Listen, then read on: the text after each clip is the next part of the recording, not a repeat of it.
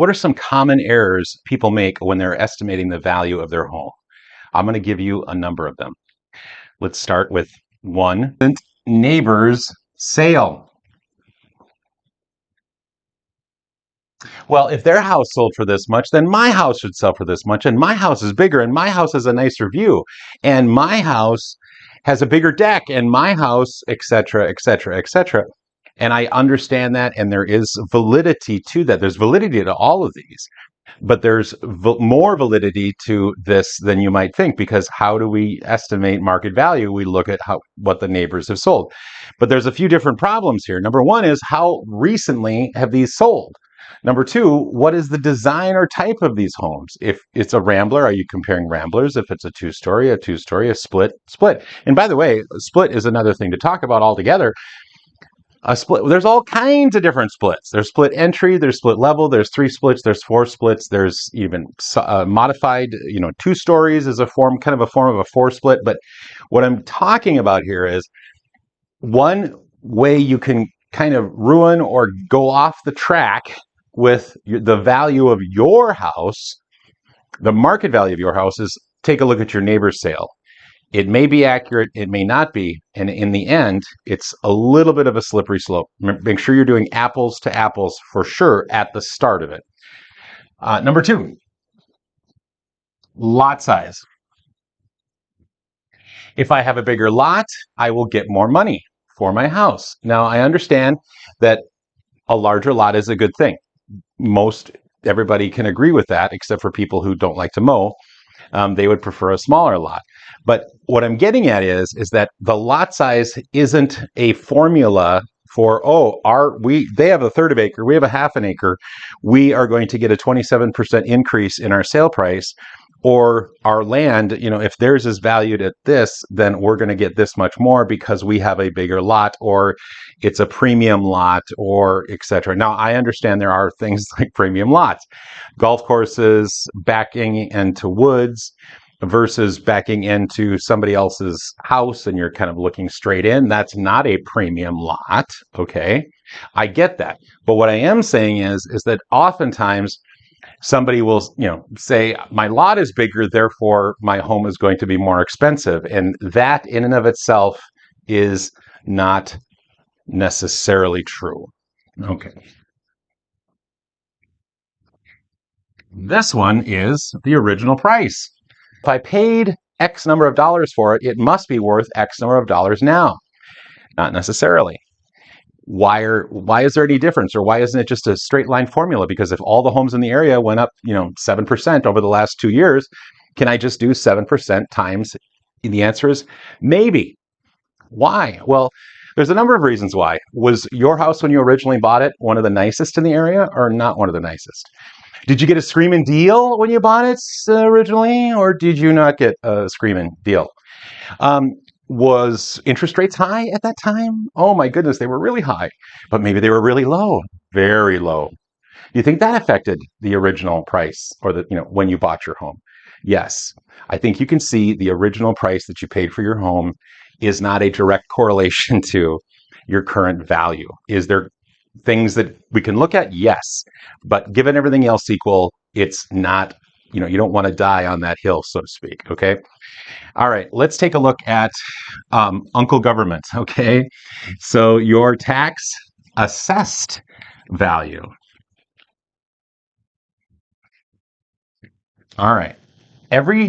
Once every 5 years, the state of Minnesota has said taxing authorities, usually counties, and sometimes it's cities where they work in correlation with each other, have to decide how much properties have gone up or down in value. And by the way, I know that they do go up and down every year, but as far as the actual inspection of the property, even if it's just a drive-by, and sometimes they want to get in and so on and so forth.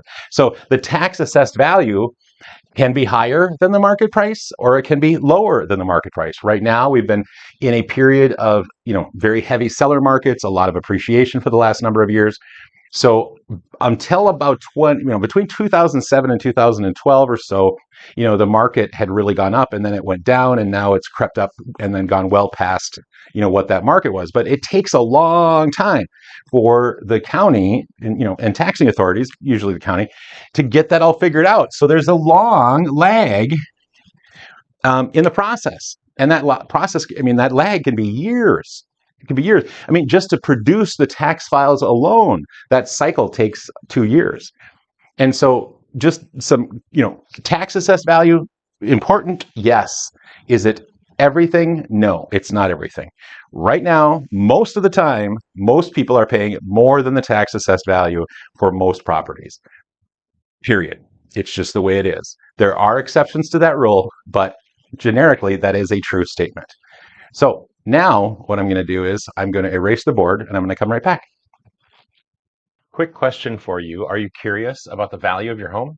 If you are, I have just the thing for you. Just scroll down below where you're watching the video right now, and then where you'll see free market value report. And you click on that link right there next to it, and it will go to this website, which is my website.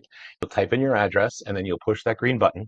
It will ask you for your email address and then it will send you an email, and it will be an automated valuation of your home. The only other person who knows that you did it is me, and I'll keep it quiet. I will send you a thank you, however, but other than that, no one else will know. All right, I hope you enjoyed that commercial. Isn't that fella in the commercial? Okay, you know who it is. All right, back to our top things that are not necessarily really good ways to estimate the value of your home. Okay, number 5.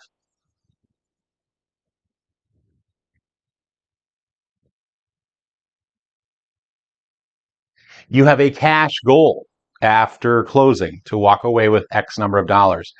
And that cash goal is based on something else other than the value of the home.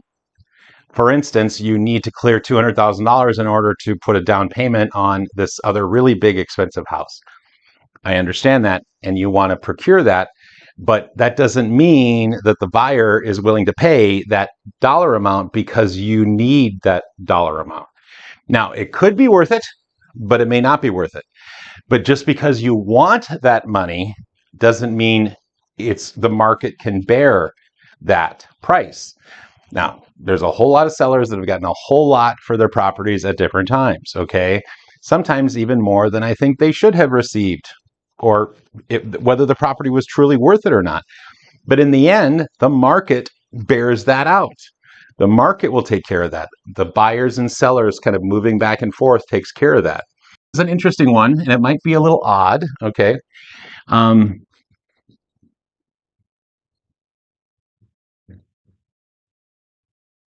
the realtor says it's worth this particular amount. Now, this can go a lot of different directions, and I'll just say it this way. There's a lot of agents that do a great job, and there's some agents that don't do as good of a job. That doesn't mean that they're necessarily doing something wrong or illegal, but sometimes they're not as thorough as other agents. Think about it.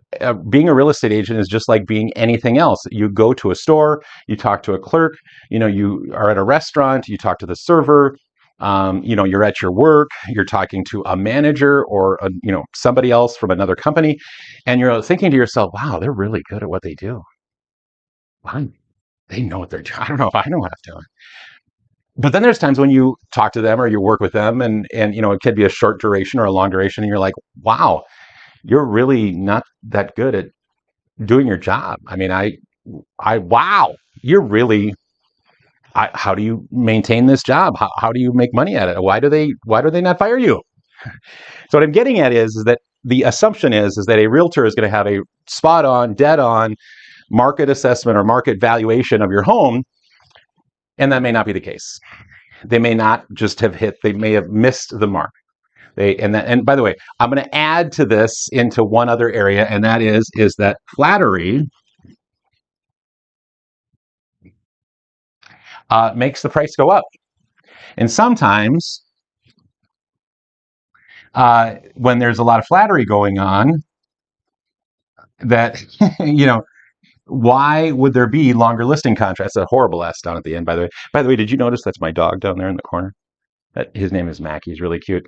And he's actually covering up a wound in the board. And I thought that it would be funner to look at him than me. So anyway, or than the wound in the, well, it's actually not a wound, but it's an ugly thing. So Flattery from the Realtor. Oh my goodness, Mr. and Mrs. Seller, your house is so large. It's so beautiful. It's so fantastic. It's very, very wonderful, wonderful, wonderful, wonderful. And you should get a whole lot of money for it. As a matter of fact, I think it's worth far more than your neighbors' homes are worth.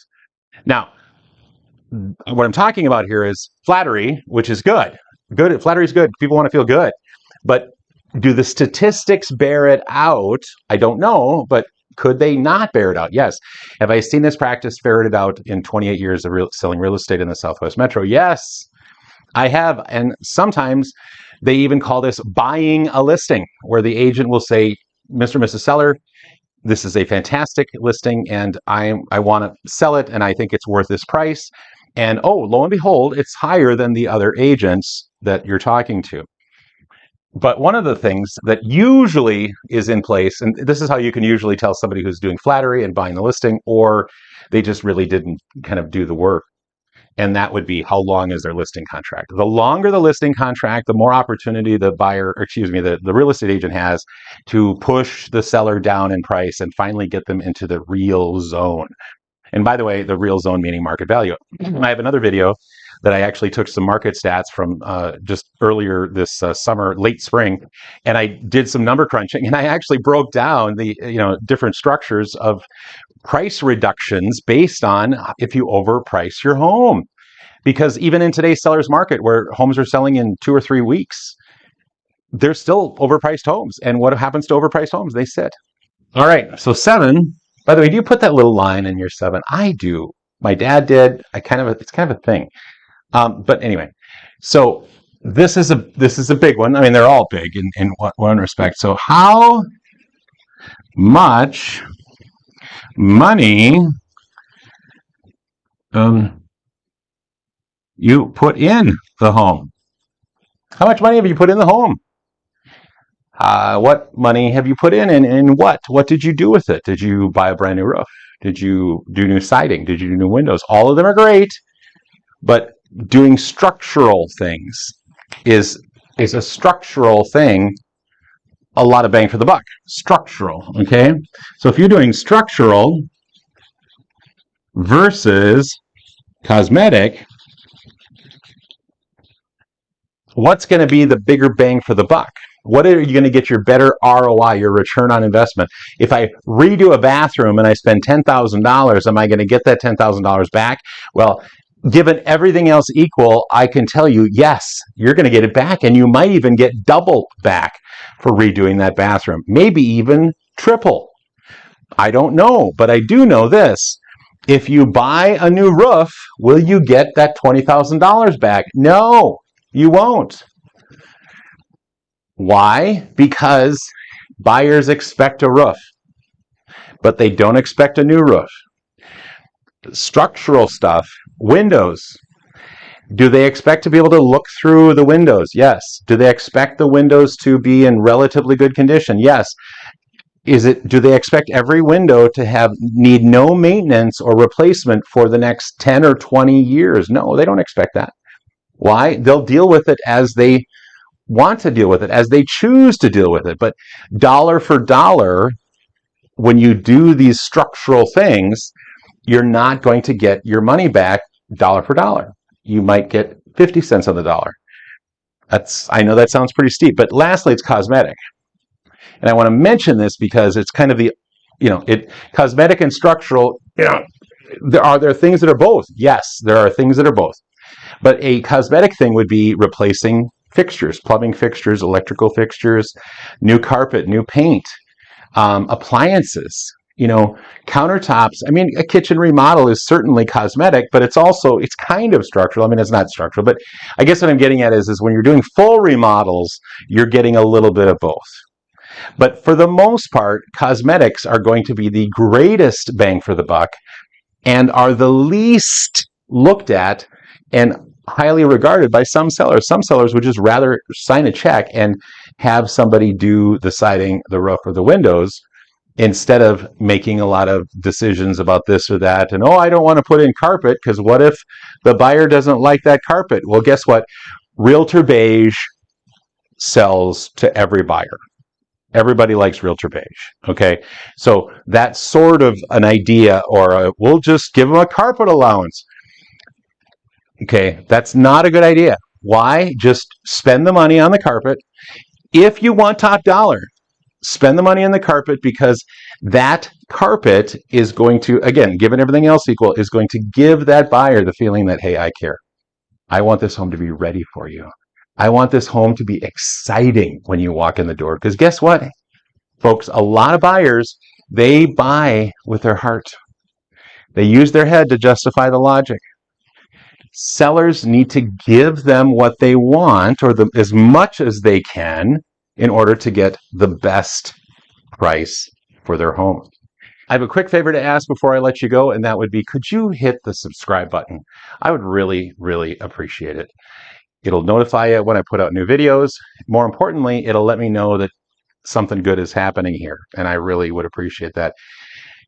That's all I can really ask. Bye-bye.